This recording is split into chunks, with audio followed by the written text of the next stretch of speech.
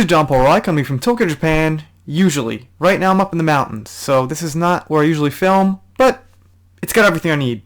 Got a guitar, got a mic, talking about Joker, and the alternate ending. Let's get into that right now. So, here we see the article from Cinema Blend, and everyone's got it, just kind of picked theirs at random. Let's see what the scene was. Originally, the ending in the hospital was different. He's in the hospital and he laughs, chuckles, and he says, "I was just thinking of something funny." What was supposed to happen was you flashed back to the death of Thomas and Martha Wayne, and it was him killing Thomas and Martha Wayne, and the boy was screaming and crying, and he turned to walk away, and he turned back, shrugged, and shot the kid. Credits. Wow.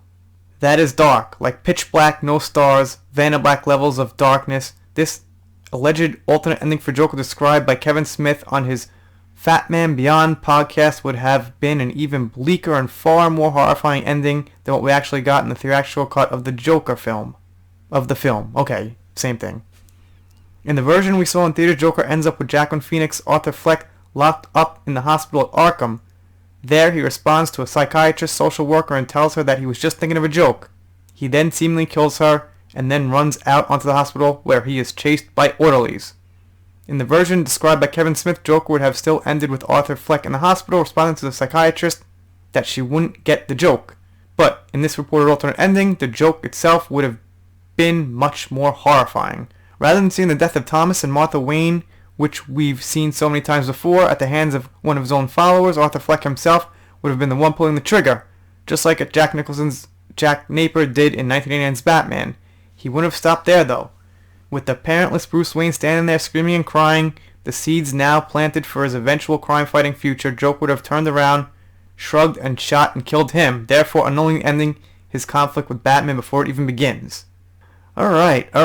So, I'm not going to continue down, because let's just see what I think.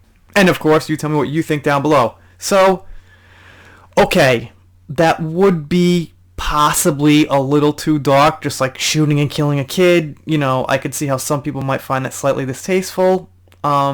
Me personally, yeah, I mean, maybe a little over the top, but I'd have to see it and how it was all done, because we've had, kids getting killed in movies before. Anakin in Revenge of the Sith did kill kids, so I'd have to actually see it with my own eyes.